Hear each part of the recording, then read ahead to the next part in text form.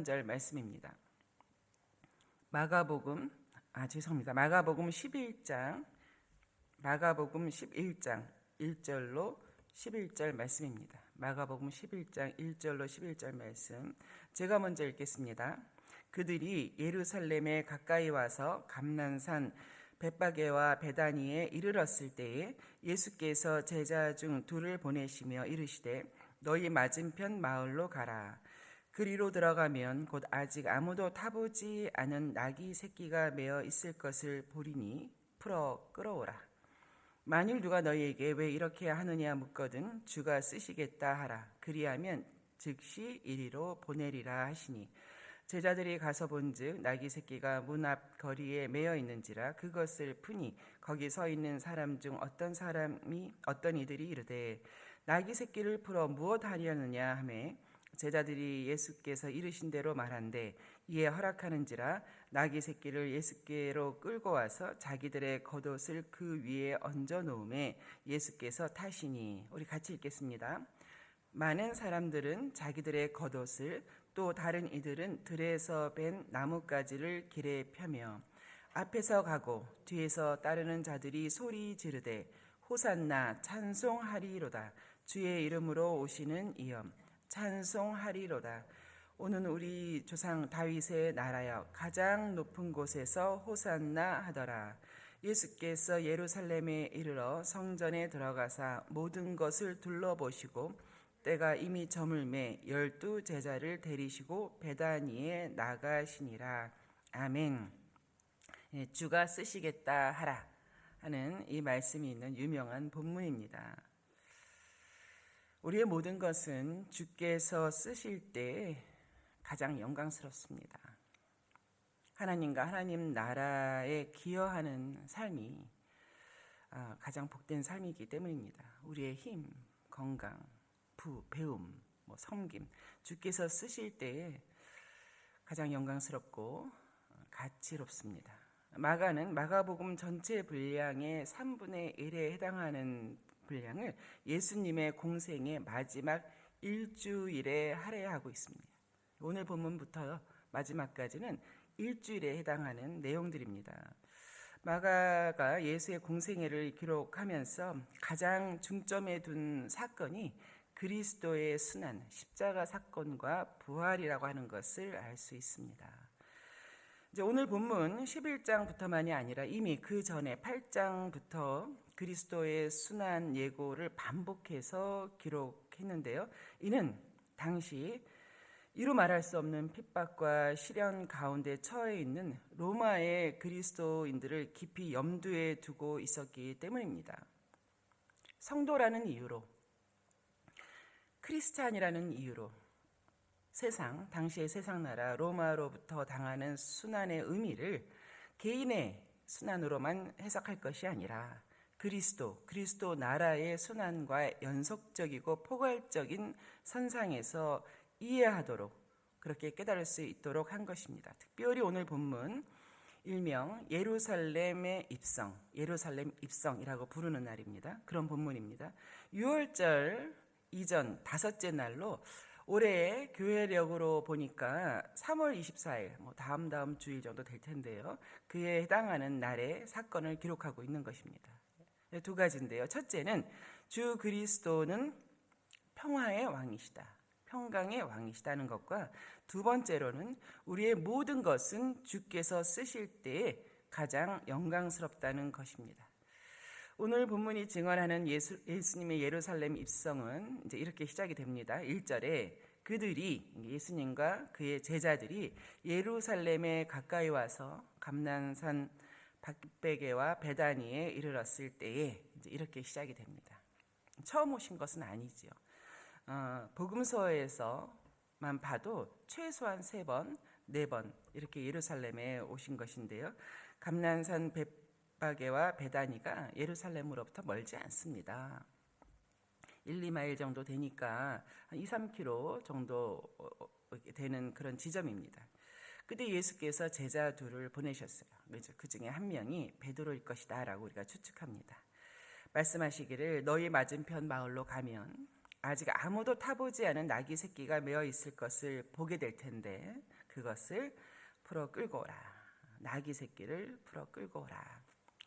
당시 전쟁 영웅이나 승전국의 왕은 아주 멋지고 큰 말을 타고 입성했습니다. 위풍당당하게 그런 정복자의 모습으로 입성을 했습니다. 그러나 평강의 왕 예수 그리스도께서는 나귀 새끼를 타고 모든 사람들을 섬기는 자로, 구원하는 자로, 평화와 평강을 전하는 자로 입성하셨습니다.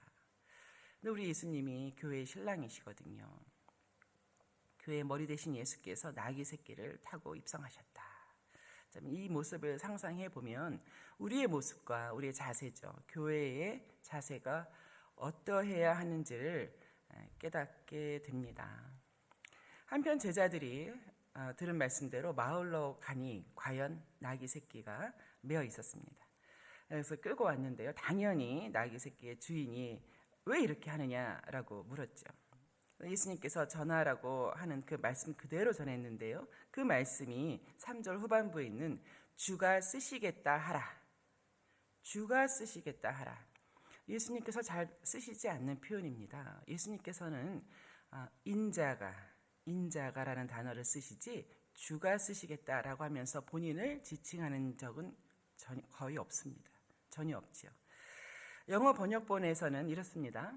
주께서 나귀 새끼가 필요하시다. The Lord needs it. 주께서 나귀가 필요하시다. 아까 말씀드린 대로 예루살렘 성까지 2, 3km이기 때문에 이렇게 주가 쓰시겠다 하라 하는 데는 이런 의미도 있습니다. 주께서 당신의 나귀 새끼를 잠시 쓰시겠다 하라. 그리고 물론 우리 예수님께서는 돌려주셨겠죠. 돌려보내신 것이죠. 소유하려고 주가 쓰시겠다 하라 하신 것이 아니라 하나님과 하나님 나라에 쓰고 돌려주겠다라는 의미가 내포되어 있는 것은 자명합니다. 그래서 3절 후반부에 한글 번역부로는 이렇게 되어 있습니다. 그리하면 즉시 이리로 보내리라. 그 주인이 나귀 새끼를 이리로 보낼 것이다 라고 되어 있습니다. 그런데 이 한글 번역본이 그 다른 번역본하고는 많이 차이가 있습니다. 이제 지금 말씀드린 대로 그리하면 즉시 이리로 보내리라 했을 때는 마치 나귀 주인이 이를 허락하고 이리로 보낼 것이다 라고 들립니다. 그러나 영어 번역본은 그렇지가 않습니다. 영어 번역본에서는 그렇게 하면 나귀 주인이 주의 말씀을 듣고 주가 쓰시겠다 하는 대로 그렇게 하면 주께서 곧바로 잠시 후에 나귀 새끼를 다시 이곳으로 주인이 있는 곳으로 보낼 것이다 라고 되어 있습니다. 참 이때 그 주의 말씀이 어떠했는가 하는 것은 제자 그 2명만이 정확하게 알 수 있는데요. 여러분 어떻게 생각하십니까? 나귀 새끼를 잠시 쓰고 돌려보내실 것이다 라고 하는 편인데요. 짧은 시간이겠죠. 2, 3km라고 말씀드렸으니까 뭐 한두 시간 정도가 될 텐데요. 나귀 새끼를 주께서 쓰시도록 이 나귀 주인은 나귀 새끼를 보냈죠. 그런데 이 거리 정도면 예수님께서는 뭐 여느 때는 걸어가셨죠. 걸어서 몇 번이고 예루살렘 성을 들어가셨다가 또 그때의 숙소라고 우리가 생각되는 베다니가 있는 곳으로 오시고 가고 이렇게 하셨을 텐데요. 이번에는 다르셨어요. 이번에는 마지막 예루살렘 입성이시거든요. 예수님께서 나귀 새끼를 타고 예루살렘으로 입성하셨습니다. 이것은 구약에 기록된 스가랴 선지자를 통한 예언의 말씀을 이루시기 위한 것이었습니다. 우리 예수님의 행적은 많은 부분이 구약에서 이미 예언된 작정된 것을 이루시는 데에 순종하셨습니다.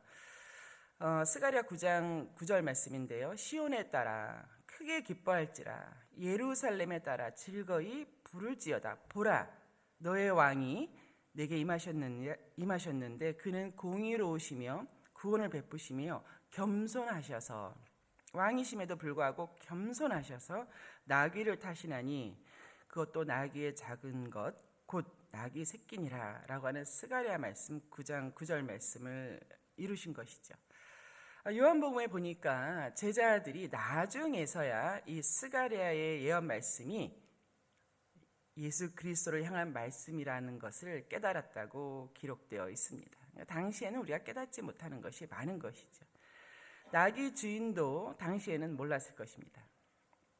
주께서 그리하시는 이유를 몰랐을 것이에요. 그럼에도 불구하고 나귀 새끼뿐만이 아니라 나귀 어미까지 보냈다고 다른 복음서에는 기록되어 있습니다. 나귀 새끼만 보낸 것이 아니라 나귀 어미까지도 보냈다. 이것에 대해서 왜 그렇게 했을까? 그 당시는 그것이 당연한 것이라고 합니다. 왜냐하면 나귀의 어미를 같이 보내야 나귀 새끼가 편안하게 순적하게 어미를 따라가기 때문이었을 거라고 동일하게 설명하고 있습니다. 여러분 어떠세요? 여러분도 주께서 쓰시겠다, 주께서 필요로 하신다라고 하는 여러분만의 나귀 새끼가 있으실 거예요. 주께서는 없는 것을 쓰시겠다고 하시는 것이 아니라 이미 우리에게 주신 것을, 이미 우리에게 맡기신 것을 쓰시겠다 하시거든요. 그렇지 않습니까? 우리 주님은 우리에게 없는 것을, 우리에게 불가능한 것을 말씀하시는 것이 아니라 항상 우리에게 있는 것을, 그것을 쓰시겠다고 하십니다. 그리고 그 모든 것은 주를 위해 사용될 때에 가장 영광스럽습니다. 한편 이 헬라어 원문에서는 주께서 쓰시겠다 하라 한 것에 한 단어가 더 들어가 있습니다. 그것은 뭐냐면 나귀의 주께서 필요하시다라고 하라. 나귀의 주께서 필요하시다고 하라. 참 이 문구 같고 어떻게 이것이 해석되어야 할지에 대해서 많이들 설명을 하고 있습니다. 나귀의 주라고 하니까 나귀의 주인이 예수님이란 말씀인가? 그러면 원래 이 나귀의 새끼의 주인이 예수님이었던 건가? 이제 이렇게 생각할 수도 있는데요. 그렇지는 않은 것 같습니다. 왜냐하면 그런 소유에 관한 것을 이야기할 때는 소유자, 더 오너란 단어가 있지 않습니까? 더 오너란 단어가 있어요. 그래서 만약에 예수님이 진짜 원래 주인이셨으면은 더 오너, 오리지널 오너라고 해도 되잖아요. 이제 그런 단어를 쓸 텐데 여기서는 그러지 않았어요. 또 로드라고 하는, 큐리어스라고 하는 주권자, 주라고 하는 단어를 썼기 때문입니다. 따라서 이것은 소유에 관한 문제가 아니라 주권에 관한 것을 말씀하신 것이다. 나귀뿐만이 아니라 만물의 주가 되신 주가 쓰시겠다 하라라는 뜻입니다. 그렇습니다. 우리가 소유하는 모든 것에 대한 주는 주님이신 거죠. 만물의 주, 또 주의 나라에 준비되어 있는 사람이 아니었겠는가. 이 나귀의 주인을 가만히 생각해 보면서 부럽다.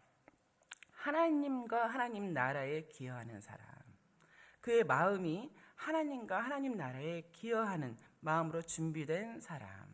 나도 이렇게 준비되어 해야겠다, 이런 생각을 많이 하게 됐습니다. 본인은 물론 자신의 모든 것이 주를 위해 쓰임받을 때에 가장 영광스럽다는 것을 아는 나귀 주인이었던 것 같습니다.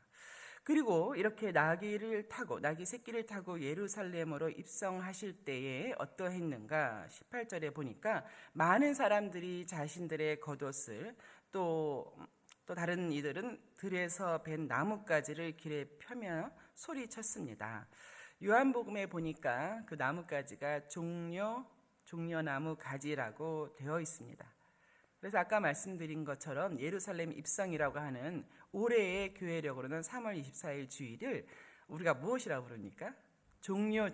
종려주일이라고 부릅니다. 굉장히 뜻깊은 날입니다. 우리도 같이 여기 무리들이 소리치고 호산나 했던 것처럼 우리도 그리해야 하는 날인 것이지요. 그들이 소리쳤는데 어떻게 소리를 질렀냐면 9절 10절에 보니까 호산나 찬송하리로다. 주의 이름으로 오시는 이여 찬송하리로다. 다윗의 나라여 가장 높은 곳에서 호산나 하더라. 이 호산나라는 단어 우리에게 굉장히 익숙하지 않습니까? 이 호산나라고 하는 단어가 성경에서는 이때 처음 나오는 단어입니다. 시편 118편에 있는 히브리어를 그대로 발음한 것이에요. 헬라어로 발음한 것인데요. 시편 118편 25절에 보면 히브리어의 내용은 이렇습니다. 그 단어의 내용은 이제 구원하소서, 지금 구원하소서, 이제 그런 뜻인 것이죠. 그래서 히브리어의 발음은 좀 달랐습니다. 호시아나였다고 합니다. 이 호시아나를 헬라어로 호산나, 호산나, 지금 구원하소서, 이제 이렇게 노래한 것이죠. 그 시편 118편 25, 26절엔 이런 내용입니다. 여호와여 구하옵나니 이제 구원하소서. 여호와여 우리가 구하옵나니 이제 형통하게 하소서. 여호와의 이름으로 오는 자가 복이 있으며 우리가 여호와의 집에서 너희를 축복하도다라는 내용입니다. 이 호산나, 호산나 주여 지금 구원하소서, 이제 오시옵소서 하는 이 말, 이 외침이 우리 종료주일만이 아니라 우리 평생에 우리의 내적인 이 내면에서 주여 구원하소서, 이런 찬송이 있어야겠습니다. 말씀을 맺겠습니다. 아까 말씀드린 것처럼 주께서 쓰시고 곧 돌려보낼 것이다.